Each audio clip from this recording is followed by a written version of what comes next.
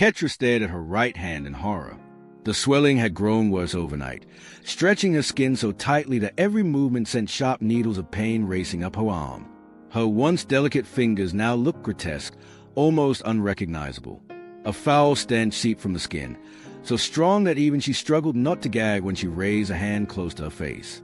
It had all started just a week earlier, on the night Senator Mark slipped a gold-plated wristwatch onto her wrist.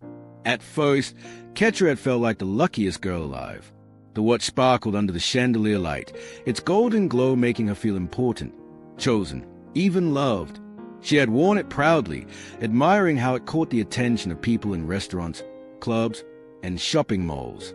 "This is just the beginning of your blessings," Senator Mark had whispered in her ear, his voice dripping with authority. She had believed him, but now blessings had turned into curses.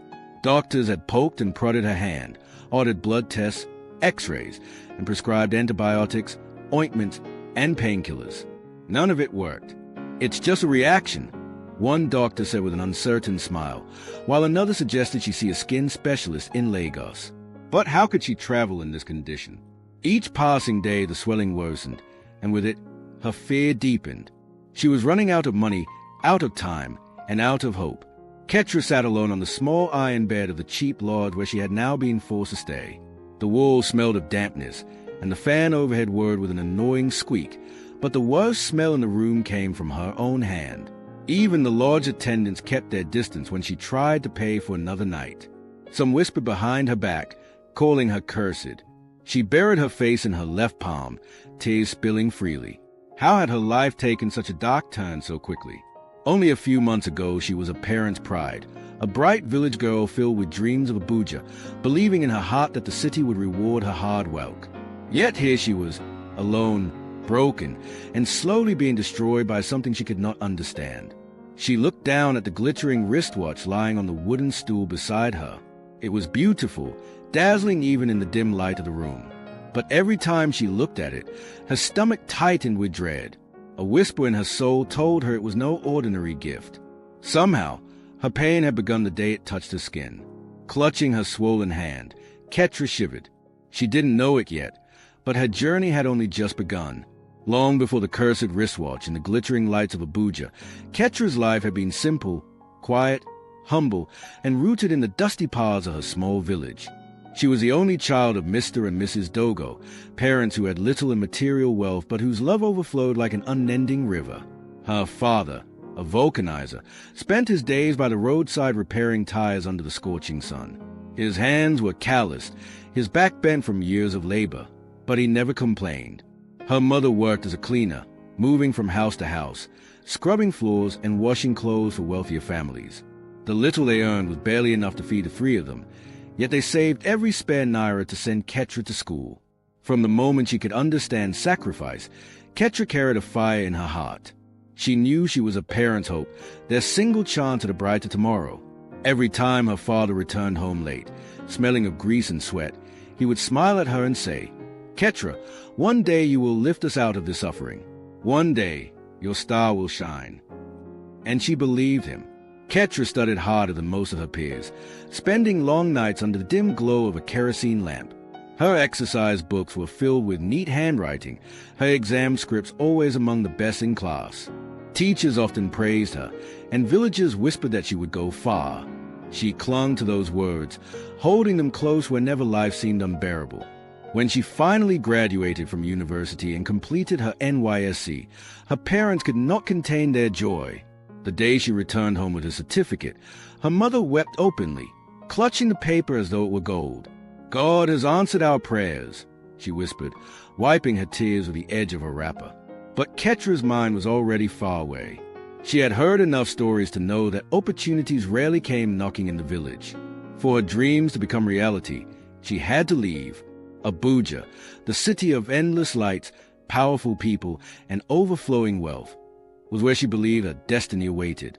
So, she made a silent vow to herself. She would go to Abuja, find a good job, and build her parents the kind of life they deserved. No more patching tires in the sun, no more scrubbing floors for pennies. She would give them a house with tile floors, soft mattresses, and food always on the table. Every night, As she lay awake hugging her pillow, she whispered the same words. "One day, I'll make them proud. One day, I'll change our story." Ketra did not know then that the very dreams that filled her with hope would also lead her into the shadows of Abuja, the place where destiny could either crown you or crush you. The weeks leading up to Ketra's departure for Abuja were filled with equal parts excitement and anxiety. She had finally decided her time in the village was over. The dreams she carried could not bloom here. They needed the fertile soil of the city, a place where opportunities lived and died every day. Her parents, though proud of her decision, wore their worries on their faces. Each morning, her father lingered a little longer before leaving for his vulcanizing spot, gazing at her as if trying to memorize every detail. Her mother would sit quietly, sometimes holding Ketra's hand as if she feared letting go too soon. Yet, when Ketra told them the date of her departure, they both swallowed their fears and smiled through trembling lips. "We prayed for this day, my daughter," her father said, laying his rough palm on her head. "Go, and let your light shine, but never forget where you came from." Ketra nodded, her throat too tight to speak. 1 week before the journey, she began packing. Her clothes were few but precious, each one folded neatly into a small traveling bag. She had no designer dresses, no high-heeled shoes, no perfumes, just plain blouses, skirts, a pair of jeans, and her best outfit, her Christmas clothes, which she had carefully ironed and hung aside for the big day. As she packed, she whispered to herself, "One day, I'll have more than this, but for now, this is enough." When she shared the news with her friends in the village, their reactions were mixed. Some rejoiced, hugging her and wishing her well, their laughter carrying genuine joy. But not all smiles were real. In the corners of their eyes, she saw envy lurking like a shadow. Some whispered questions she could hear even when they thought she wasn't listening. Why her? Why is her star shining while ours remains dim? Ketra ignored it. She knew jealousy was the cost of chasing dreams. On the night before her journey, she could not sleep. Her heart pounded too fast, her mind painting endless pictures of Abuja, its wide roads, its skyscrapers, its wealthy people. She hugged her pillow tightly, whispering her silent promises. "I will find a good job. I will build a house for my parents. I will lift them out of their suffering."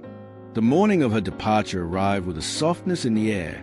The sky was painted with dawn's first light when her mother woke her up. After bathing quickly, Ketra dressed in her carefully prepared Christmas clothes. They were not new, but they were the neatest she owned. At the door, her parents prayed over her. Her father's voice cracked as he spoke blessings, his tired hands trembling on her head. Her mother pressed a small bundle of crumpled naira notes into her palm. "Use this, my daughter. It is not much, but may it open doors for you," she said with watery eyes. Ketra hugged them tightly, fighting tears. She promised she would not disappoint. Then, with her small bag balanced on her head and hope swelling in her chest, she made her way to the park. The journey to her destiny had finally begun. The bus park was already buzzing with life when Ketra arrived, her small traveling bag balanced carefully on her head. Hawkers shouted the prices of snacks and water, drivers argued with passengers over fares, and the smell of roasted corn and fried akara filled the air. It was chaos, yet Ketra's heart beat with joy. Today was not just another day. It was a day her life was taking a new direction. She squeezed herself into an old, rickety bus heading to Abuja, her fare paid from the crumpled naira notes her parents had scraped together. As the engine roared to life, she leaned against the window, her heart heavy with both excitement and fear. She waved one last time at the faces of her village fading into the distance. Her parents were not there. Her mother had cried too much to follow her to the park, and her father had left for work early, unable to bear the goodbye. But she carried their love like a shield. The bus rattled along the highway, carrying its passengers through towns and villages. From her window seat, Ketra watched as traders lined the roadside, women balancing baskets on their heads, children running barefoot, and strangers rushing through their day. With every passing sight, she whispered to herself, "Life is waiting for me ahead. My story is about to begin."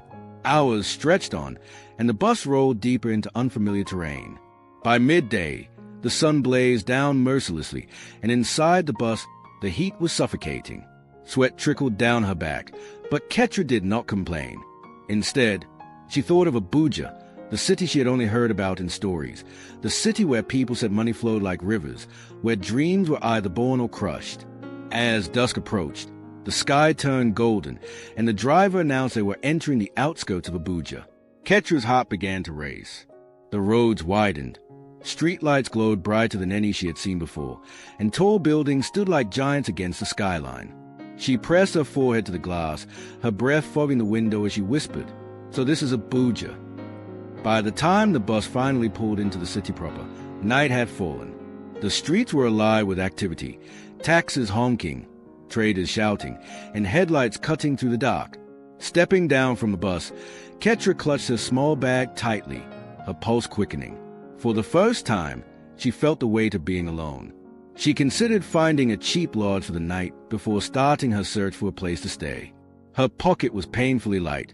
The little money her parents had given her would barely last a few days. Still, she held her head high, determined not to let fear steal her courage.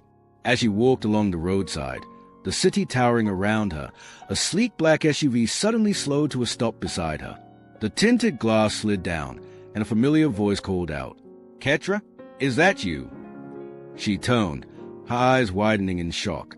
There, inside the car, sat Lydia, her old schoolmate, looking more glamorous than Ketra had ever seen. For a moment, Ketra froze, unsure whether to feel relief or suspicion. She had heard too many stories about kidnappers and ritualists in the city. But this was Lydia, someone she knew, someone she once trusted. Lydia leaned forward with a smile that glittered as brightly as the nails under the car's light. "Come in, my dear. Abuja is not safe at this time of night. I'll take you home.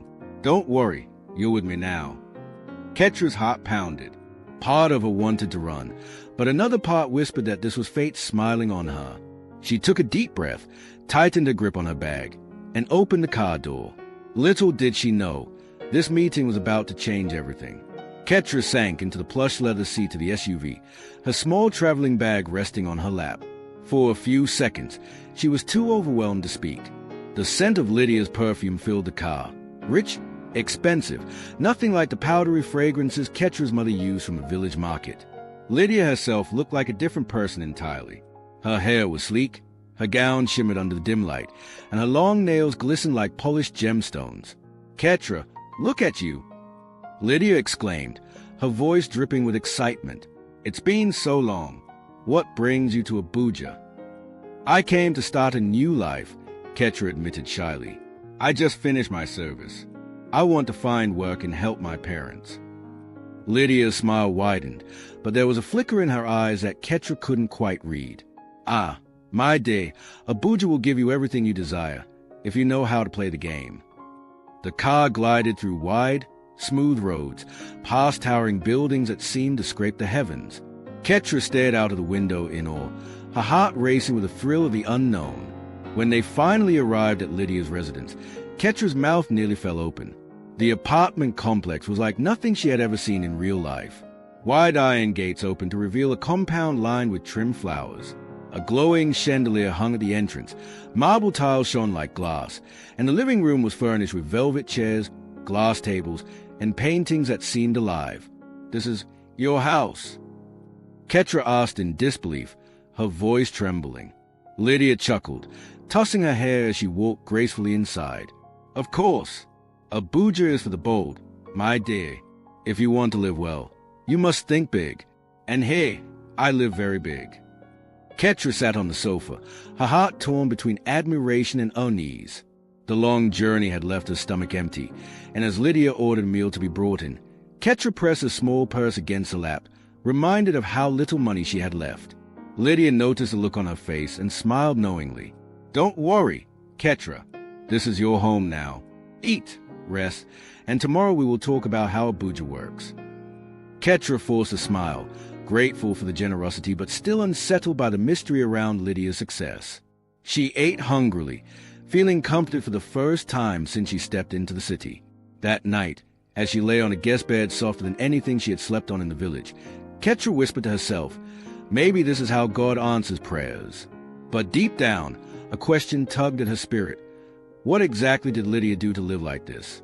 It was a question she would soon regret asking. The next morning, Ketra woke up to the aroma of fresh bread and coffee, luxury she had never experienced in her parents' home. Stretching lazily on the soft bed, she almost forgot where she was until her eyes fell on the delicate curtains and polished wardrobe of the guest room. This wasn't a dream. She was in Abuja, and Lydia's house was indeed real. At breakfast, Lydia glided around in a silk robe, her nails painted freshly, her skin glowing. She sipped her coffee with ease while scrolling through her phone, as though the world bent itself to her desires. Ketra watched in silence, fascinated. She had never seen a woman so confident, so sure of herself, living in luxury that seemed endless. "Ketra," Lydia said suddenly, her eyes still fixed on her phone, "this city can either make you or break you. Abuja doesn't smile at the weak. You must learn quickly." Ketra nodded, though she wasn't entirely sure what Lydia meant. That day, Lydia decided to take her out. They drove in the black SUV through the bustling city, stopping first at a boutique. For the first time in her life, Ketra stepped into a store where dresses cost more than what her father made in a month. Lydia bought her 2 gowns, a pair of heels, and a handbag. "You can't walk around Abuja looking like a villager," Lydia said with playful laugh. "Presentation is everything here." Later, they ate at a fancy restaurant where waiters bowed and smiled at every request. The plates gleamed, the food was arranged like art, and the bill at the end made Ketra's chest tighten. Lydia paid without blinking, leaving a tip that was nearly as much as Ketra's parents owned in a week. The nights were even more surreal. Lydia introduced Ketra to Abuja's nightlife, the glittering clubs, the endless music, the scent of expensive perfumes and cigars swirling in the air. Men in starched kaftans and women in shimmering gowns laughed and danced like tomorrow didn't exist. Ketra sat quietly at first, sipping a soft drink, unsure if she belonged. But Lydia reassured her with a smile, leaning close to whisper, "This is where dreams are made, my dear. Watch and learn." Still, Ketra couldn't ignore her observations. Lydia's phone never seemed to rest. It buzzed constantly, and Lydia often stepped away to answer calls with a playful giggle, returning later with a change of outfit or an even stronger perfume clinging to her skin. One evening, while they were eating suya on Lydia's balcony, Ketra finally asked a question that had been burning inside her. "Lydia, all this, how do you afford it? What job do you do? Link me up, please." Lydia only smiled, sipping her drink slowly, her eyes glinting in the dim light. "Let's just say I have people who take care of me. Don't worry, Ketra, you'll understand soon." Though her tone was light, it was firm enough to end further questions. Ketra sat back, her mind buzzing with curiosity and unease. Lydia had opened the door into a life she had only dreamed of, but Ketra could sense there was more, much more, hidden behind that glamorous smile. She didn't know it yet, but the answers would come sooner than she expected. Ketra had begun to grow accustomed to Lydia's world of luxury, the boutiques, the sparkling restaurants, the late nights in glittering clubs. But no matter how much she admired it, a part of her still felt out of place. She carried the weight of her parents' sacrifices in her heart, and every time she dressed in one of the gowns Lydia had bought for her, she remembered her mother's patched wrapper and her father's calloused hands. One evening, Lydia returned home unusually excited. She wore a gold dress that shimmered under the chandelier and applied perfume that filled the entire living room with its sweetness. Ketra, who had been scrolling through job listings on her phone, looked up curiously. "Tonight, my dear," Lydia said with a sly smile, "you will meet someone very important. Someone who can change your life forever." "Who?" Ketra asked, her voice laced with both curiosity and caution. "You'll see," Lydia replied, waving her hand as if brushing away the question. "Just dress well. Tonight, you must shine." Ketra's heart pounded as she slipped into one of the gowns Lydia had given her, a sleek black dress that hugged her figure. She applied a touch of makeup, borrowed from Lydia's endless collection, and stood before the mirror. For the first time, she saw not just a village girl chasing dreams, but a woman who could belong in the city. The car ride that night felt different. Lydia was unusually quiet, her phone buzzing non-stop. Ketra, sitting beside her, clutched her small handbag nervously. When they arrived at a luxurious hotel, the kind she had only seen in magazines, Ketra's breath caught in her throat. They were ushered into a private lounge, dimly lit, with plush chairs and the faint scent of expensive cigars in the air. There, waiting for them, was a man in his late 50s. His agbada was spotless white, his wrist gleamed with a gold watch, and when he smiled, his teeth flashed like polished ivory. "Ketra," Lydia said with a knowing smile, "meet Senator Mark." The man stood, his eyes scanning Ketra with interest that made her skin prickle. He shook her hand gently, his palm soft yet firm. "So this is a young woman you've been talking about, Lydia," he said smoothly. "You didn't exaggerate. She's beautiful." Ketra blushed, lowering her eyes, unsure how to respond. They sat together, and drinks were served. The conversation flowed easily, though Senator Mark's questions always circled back to Ketra, her background, her dreams, her struggles. He listened intently, nodding as if every word mattered. Finally, he leaned closer, his voice calm yet commanding. "Ketra, you are too precious to waste your time chasing small jobs that will barely feed you. A bright girl like you deserves more. I can help you.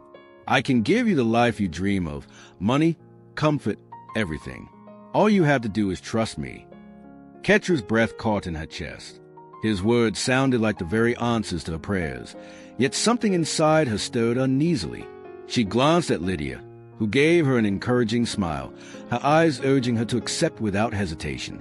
The way to return with a gift bag, which Senator Mark pushed gently toward Ketra. "Take this. It's just a little something for you. Consider it a welcome to Abuja." Her fingers trembled as she opened the bag. Inside was a bundle of crisp Naira notes, more money than she had ever held in her hands at once. Her heart raced. This was the breakthrough she had been longing for, or was it the beginning of something far more dangerous? As she clutched the bag, Ketra felt her life standing at a crossroads.